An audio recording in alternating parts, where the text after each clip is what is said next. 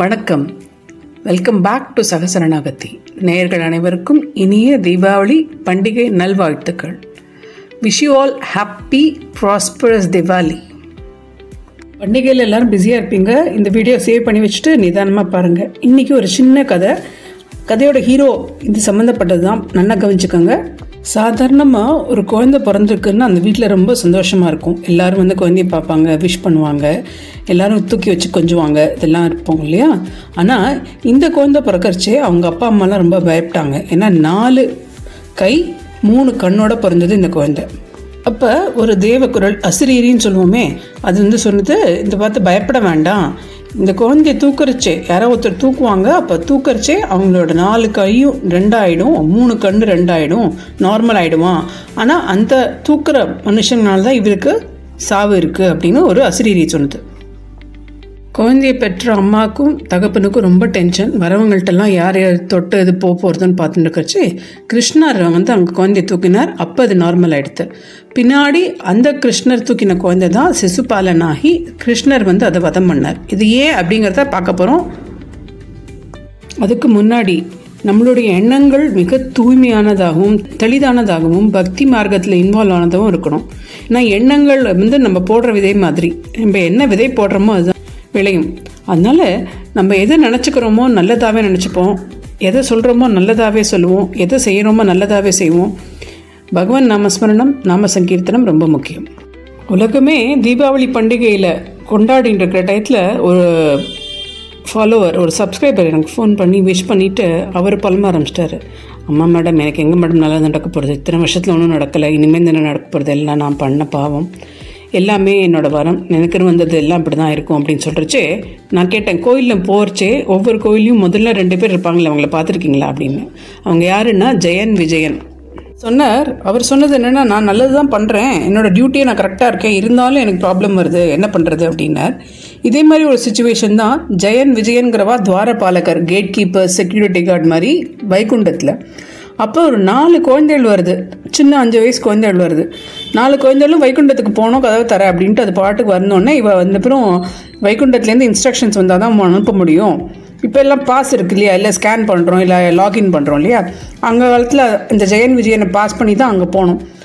அது பண்ணால் தான் வர முடியும், வெயிட் பண்ணுங்கன்னு சொன்னோன்னே இவர் ரொம்ப கஞ்சி பார்த்ததுங்க. ஆனால் இவருக்கு அவள்லாம் யார் என்னன்னு தெரியாது. ஸோ நிறுத்திட்டா, அவள் போகக்கூடாதுன்னு சொல்லிட்டா. இந்த 4 பேருக்கும் கோவம் வந்துடுத்தோ, கோவம் வந்து கேர்ட்ஸ் பண்ணிடுத்தோம், நீங்கள் போய் பூலோகத்தில் இருக்கிற மாதிரி நாங்கள் கேர்ட்ஸ் பண்ணுறோம் அப்படின்னோடனே அப்புறம் தான் இவருக்கு யார் என்னன்னு தெரிஞ்சோடனே பதறி போயிட்டார். ஆங்கிலத்தில் ஒரு ஃப்ரேஸ் இருக்குது, don't judge the book just by seeing the cover. உருவத்தை பார்த்து எடை போடாதீங்க அப்படின்னு. இந்த 4 குழந்தைகள் யாருன்னா, பிரம்மா வந்து ஃபஸ்ட்டு அந்த கிரியேஷன் படைப்பு தொழில் ஆரம்பிக்கிற காலத்தில் ஃபஸ்ட்டு என்ன பண்ணுறா, மனசால் 4 குழந்தைகளை உருவாக்குறார். அதுதான் சனகர், சனந்தனர், சனாதனர், சனத்குமாரர். இந்த 4 குழந்தைகளும் வந்து பக்தியில் ரொம்ப இன்வால்வ் ஆனதுனால அங்கே வந்து பிரம்மச்சரியமாகவே இருந்துக்கிறோம், 5 வயசு குழந்தையாகவே இருந்துக்கிறோம் வேண்டின்ட்டு அது கிராண்ட் பண்ணி அதுங்கெல்லாம் அந்த குழந்தைகளோட இதில் ரூபத்தில் சுற்றின்னு இருந்தான். இவா வந்து விஷ்ணுவை பார்க்க வரச்சே தான் இந்த எபிசோட் நடக்கிறது. அப்போ என்ன பண்ணுறாருன்னா, இவ கொடுத்த சாபம் நிறைவேறிடும் இல்லையா. அப்போ ரொம்ப பயத்தோட விஷ்ணு கிட்ட போகிறார். இன்னொருத்தர் சொல்கிறதுக்கெல்லாம் நம்ம பயப்படணும்னு எதுக்கு சொல்லியிருக்காருன்னா, காமம், குரோதம், லோபம், மோகம், அகங்காரம் இதெல்லாம் இல்லாமல் நம்ம தன்னலம் இல்லாமல் இருக்காளோ அவளோட சாபங்கள்லாம் நிச்சயமாக பலிக்கும் அப்படின்னு சொல்லுவாள். இந்த ஜெயமும் விஜயனும் என்ன பண்ணார், பயந்து போய் விஷ்ணுகிட்ட போய் எங்களுக்கு எஸ்கேப் கொடுங்கோ அப்படின்னோடனே அவள் சொன்னது என்னென்னா, எய்தர் பூலோகத்துக்கு போய் அவள் சொன்ன மாதிரி 7 பிறவி எடுத்து அவளோட மனுஷ பிறவியெல்லாம் முடிஞ்சு கஷ்டப்பட்டு அதுக்கப்புறமா வந்து இங்கே இது பண்ணிக்கோ, இல்லாட்டி 3 பிறவி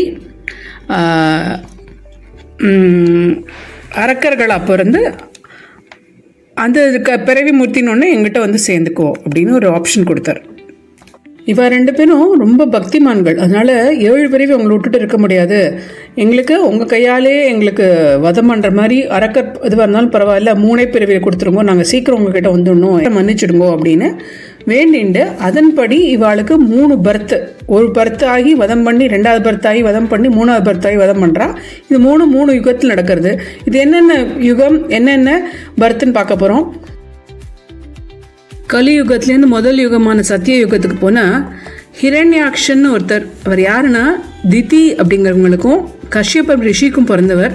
அவர் பூமாதேவியை எடுத்து ஒழிச்சு ஓஷன்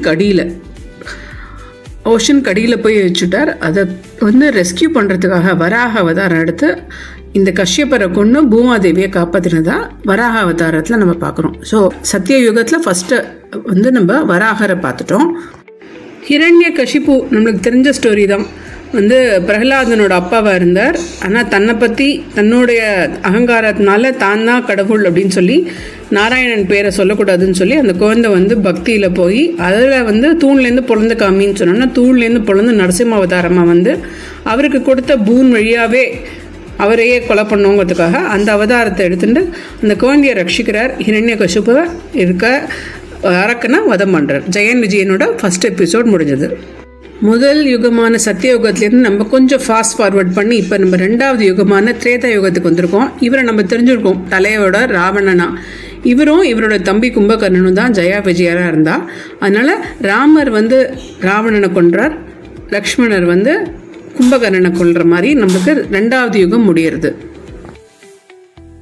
இந்த 3வது யுகமான துவாபர யுகத்தில் தான் அந்த ஜெயன் விஜயன் சிசுபாலராகவும் தந்தவக்ரராகவும் பிறந்து அதே கிருஷ்ணர் கையால் வேறு வேறு டயத்தில் அவள் வதம் பண்ணிட்டு திருப்பி அவள் ஜெயன் விஜயனாவை ப்ரெசியூம் பண்ணணும் இல்லையா, அடுத்தது போகணும். அதனால் அவள் அதோடைய அந்த பர்த்தை முடிச்சுட்டு திருப்பி தி அட்டைன்ட் ஒன்னஸ் ஆர் சால்வேஷன் சொல்கிற மாதிரி சரணாகதி ஆகிடுறான்.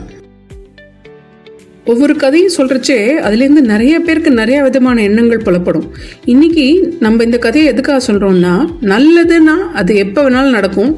அது பிளான் பண்ணுறது நம்ம ஒரு தடவை சீடாக விதைச்சிட்டோம்னா நம்மள நல்லது நினச்சதை நிறைவேற்றி கொடுக்க போகிறார் பெருமாள் அப்படிங்கிறது ஒன்று.